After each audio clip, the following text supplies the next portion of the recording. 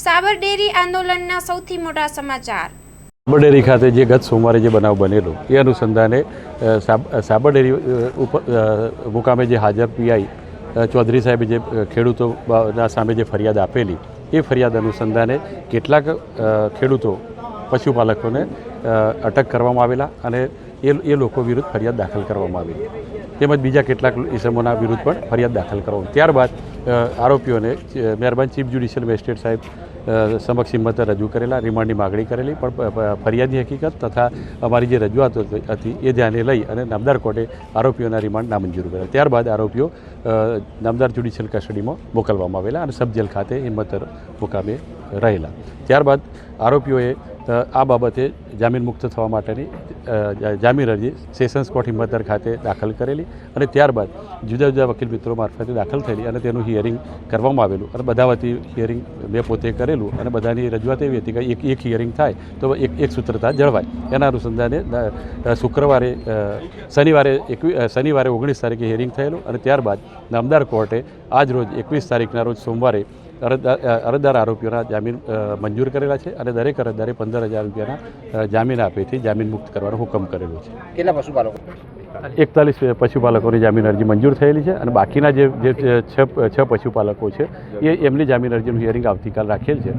એમને પણ જામીન મુક્ત થવાની સંભાવનાની તકો આ અરજી મંજૂર થયેલી ઉજળી તકો રહેલી છે।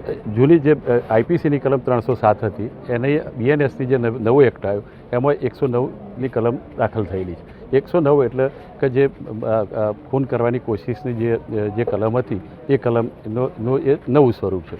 એમાં પોલીસની હકીકત એવી હતી કે ભાઈ જિજ્ઞેશભાઈ કરીને કોઈ કોન્સ્ટેબલ હતા એ ફરજ ઉપર હતા તેઓ એ વખતે એમને ટોળાએ ખેંચી જવાનો પ્રયત્ન કર્યો અને મારી નાખવાનો પ્રયત્ન કરેલો, પરંતુ વિડીયોગ્રાફી સરકારના પક્ષે સાબર ડેરીના સીસીટીવી કેમેરા તેમજ મીડિયાના જે કર્મચારીઓ તો વિડીયોગ્રાફી કરતા હતા એમાં જે ખેડૂતો પશુપાલકો પોતે રજૂઆત કરવા માટે આવેલા એમની પાસે કોઈ મારક હથિયારો આખું વિડીયોગ્રાફી જોવામાં આવે તેમાં કોઈ જગ્યાએ દેખાતા નથી, એટલે એ પ્રશ્ન ઉપસ્થિત થતો નથી। જ્યારે પશુપાલકો પાસે કોઈ હથિયાર જ નથી એટલે ખૂન કરવાની કોશિશનો કોઈ પ્રશ્ન બનતો નથી। કેટલાક પોલીસ કોન્સ્ટેબલોને જે ઈજાઓ થઈ છે એ કેટલાક પડી જતો અથવા અન્ય કોઈ રીતે ઈજાઓ થયેલી છે। લગભગ 5 થી 7 વકીલ મિત્રો એ દાખલ કરેલી અને નામદાર કોર્ટે આજ રોજ જામીન ઉપર મુક્ત કરવા માટેનો હુકમ કરેલો। એમાં કેટલીક શરતો મૂકેલી છે કે ભાઈ ફરિયાદ પક્ષના કોઈ સાહેબોને ધાકધમકી આપવી નહીં, ગુજરાત રાજ્યની હદ છોડવી હોય તો પૂર્વ પરવાનગી કોર્ટની લેવી,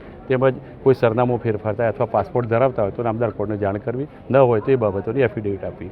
એટલે જે કોઈ નિર્ણય થયો છે એ જોતો ખેડૂતો પશુપાલકોમાં આનંદની લાગણી છે અને ભગવાનને પ્રાર્થના કરીએ કે જે રીતે જે ભૂતકાળમાં આપણો જે જિલ્લાનું જે શાંતિથી જે કામકાજ ચાલતું હતું એ રીતે પૂર્વવત થાય એવી દરેકને કુદરત એમને દરેકને એ બાબતેની શક્તિ આપે એવી પ્રાર્થના કરીએ।